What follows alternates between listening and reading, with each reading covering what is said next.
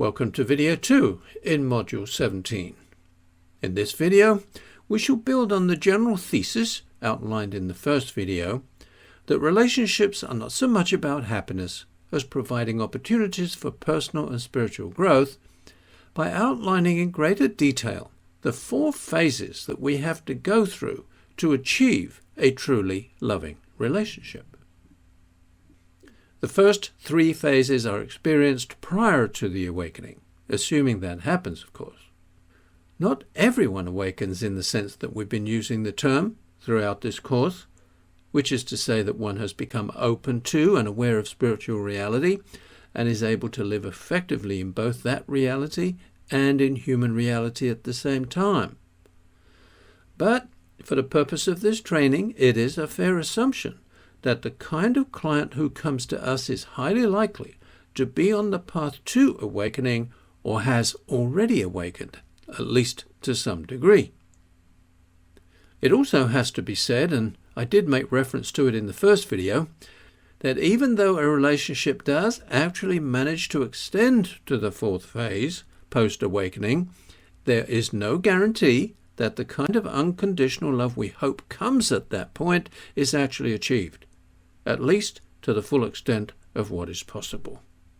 But that's okay.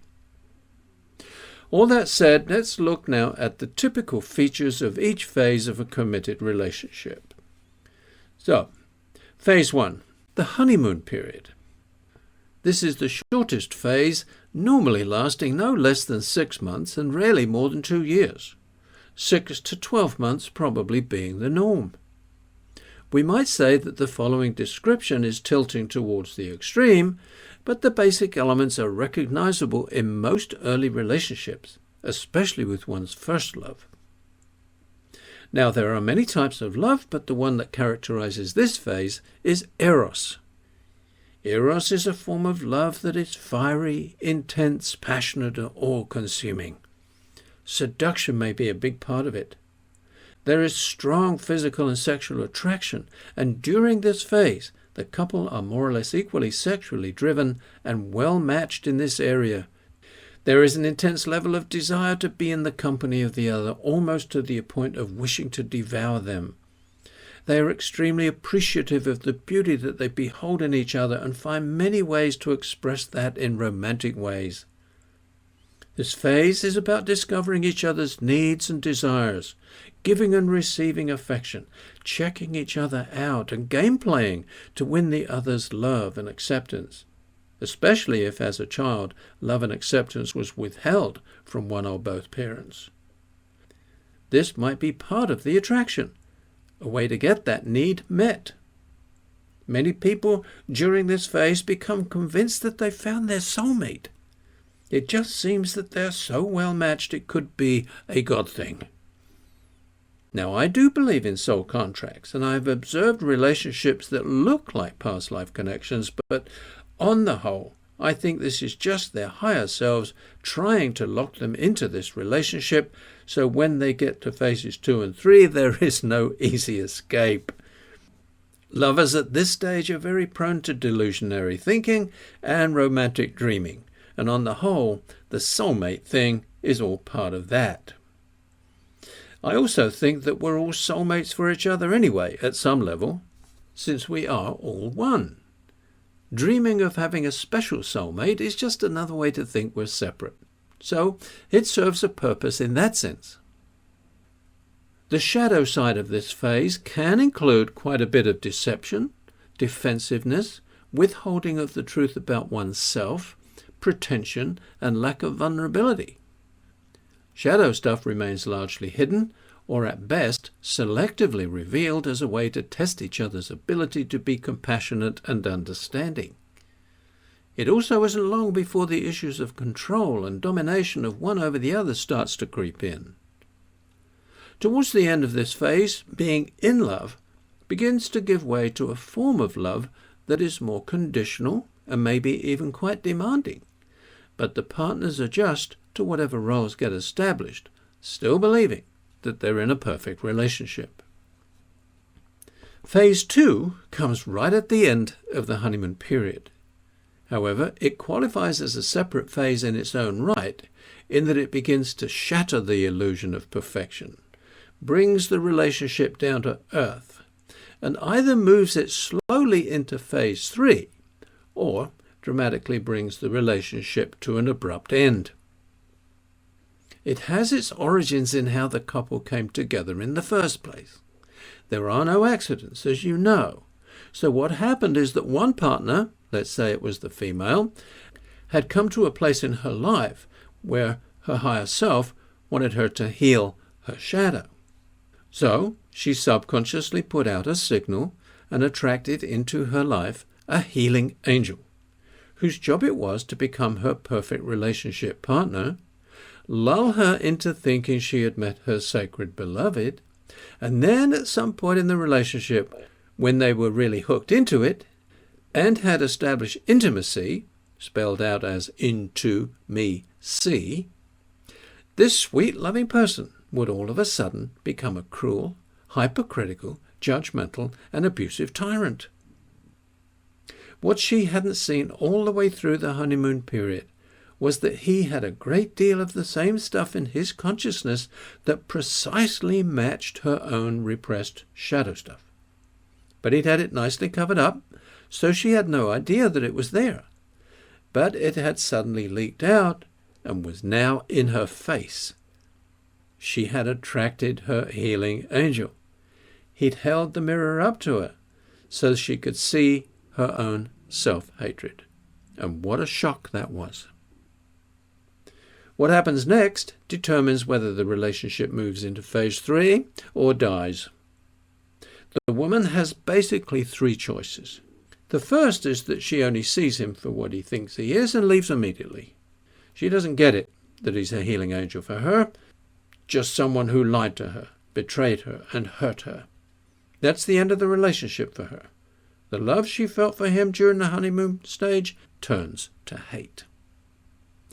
Since she didn't get the message, that is, unless she comes to you and you enlighten her, she will simply go on and find another man who will do exactly the same. It's okay, though, because eventually she will see the pattern and begin to wake up. But almost always through relationship. How else can we do it? The second choice, the nature of which we will explore in phase 3, is that she doesn't see that he is a healing angel for her, but in her own mind feels that her need to be in a relationship is so strong that she will put up with his crap anyway, no matter what. She settles and stays in the relationship and remains in denial about it being an unhappy liaison, at least for the first few years. She's also likely to delude herself into thinking that she can change him. She will think to herself, if I love him enough, he will change and become what I want him to be. As a codependent, she will spend her life trying to please him, hoping he will reciprocate, but he never does. If he is a narcissist, it will be a marriage made in hell. However, while in human terms she has sold herself out and made a bad choice, in terms of the spiritual purpose for the relationship, she's actually made a good decision. That's because this relationship will give her many opportunities to experience the pain of separation, which in turn will provide a lot of growth opportunities for years to come, until such time as she awakens. Sadly, though, people like this often do not. They get cancer or something like that and die. The third choice she might make, assuming she's close to her awakening and doesn't need any more karmic units before doing so, is to recognize him as her healing angel. Whether she stays with him or not, she uses the insights and awareness that she has gained from the experience to begin the process of healing her shadow, waking up and becoming whole. What happens in this case is that the healing angel either moves on, the purpose of that relationship having been served, or he drops the behavior that caused the problem in the first place, and the relationship continues on through phase 3 and perhaps even to phase 4. His seemingly errant behavior was actually put on just for her, without his awareness though, of course. Okay, so now let's assume that the relationship does survive and the couple have entered phase 3. The honeymoon period is over, and even if there had been no big shake-up at the end of it, such as we've just described, both parties have begun to revert to their true natures and habitual ways of being. They begin to relax into the relationship and become comfortable with each other, perhaps to the point where they begin to take each other for granted. As the years go by, they continue to push each other's buttons, create lots of dramas and conflicts, with each one fighting for their position, grabbing or ceding control and power in their respective roles within the relationship.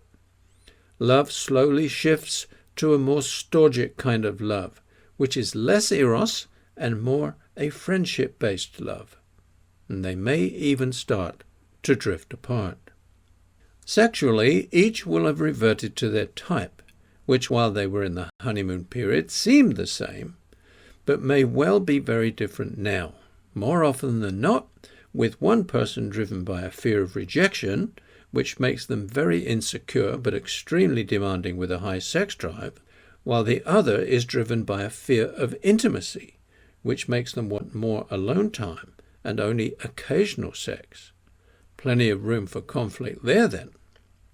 In phase 3, the relationship can get very shaky at times, and but for the fact that they have by this time gotten children, a mortgage, and other commitments that might make separation difficult, they might have called it a day and gone their separate ways a few times. It is often the case that an affair has precipitated a crisis, and is frequently that which is the breakdown experience that precipitates the breakdown that precedes the awakening. So be ready for that being the case. Most of the clients you will get will be at this stage in this third phase of the relationship. They may even be at the point of make it or break it. I made a VIP day out of this, and I actually call it make it or break it. Using the relationship assessment worksheet, we spend a day, sometimes two, helping them assess their relationship, just for them to get clarity about where they are, but not to make a decision, yet anyway. Then we meet again a month later, and the goal then is to help them make the decision one way or another, if they haven't already done so in the meantime. There are a number of ways that you can design premium products like this. Another might be to create one where you help a couple deal with one of them having had an affair. Now that's a great niche. But no matter what is happening in the relationship, you will have it in mind that it is perfect in the sense that both parties are assisting each other in feeling the pain of separation, and that the purpose eventually is to bring them both to their awakening. Not that you share that, of course, but hopefully, when the time is right, the work you do with them will bring them to that point, hopefully together. That's not always the case, unfortunately.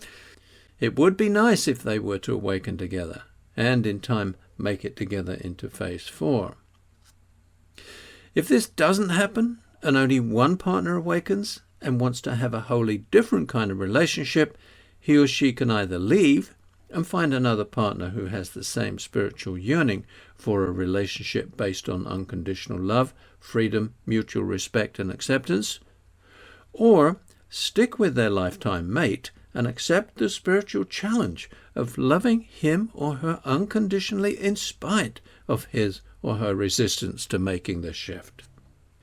The period that we are calling the awakening is part of phase 3 and a little bit of part 4, but it is definitely a prerequisite for part 4.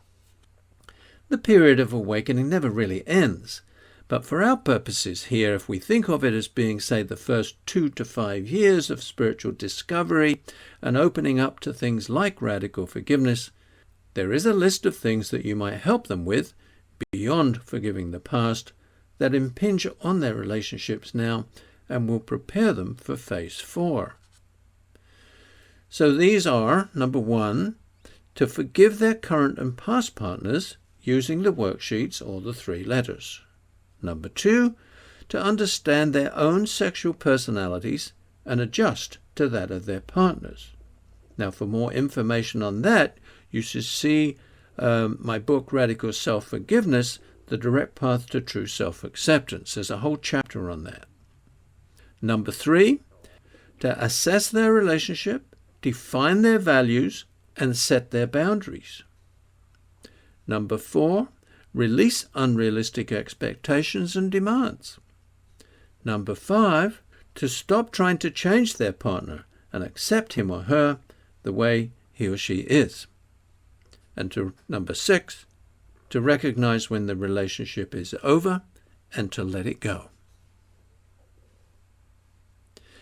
Phase 4 is definitely a sea change. Few people ever reach it, even if they have awakened to some degree. It's very hard to break the habits of the past with the partner that you may have lived with for 20, 30, 40, or even 50 years. But for those who are truly awake and know the truth of who they are, it can be done. A couple might even have grown into it without making a conscious effort to shift their relationship to this degree. So what does a relationship that has reached phase 4 look like? Well, first of all, it features agape love. Now, this kind of love is as close to unconditional love and acceptance as it is possible for any human being to get. It is a love that is deep and enduring and has roots that go back a long way, in some cases many lifetimes back. It is a love that does not demand, does not expect, respects each other's values, boundaries, needs, and desires, and gives the other complete freedom to be who they are. It is a relationship based on mutual respect, honesty, and integrity. Power, control, and decision-making is shared equally. Differences exist but are understood, and where possible, resolved easily and quickly. Codependence, narcissism, perfectionism, and other tendencies left over from childhood are recognized and balanced out in a loving manner. Partners in phase 4 are usually best friends and love to be with each other, and at times not. They are committed to each other's spiritual growth and are happy most of the time. So that's what we aspire to, and hopefully you will be able to help people reach that level of loving acceptance of each other. To this end, I urge you to complete your task for this module, which is to study the book in depth, Expanding in Love Through Radical Forgiveness. So this brings us to the end of Module 17, but there's more about relationships and how to coach people in specific aspects of them in the next 2 modules. So we'll see you in Module 18.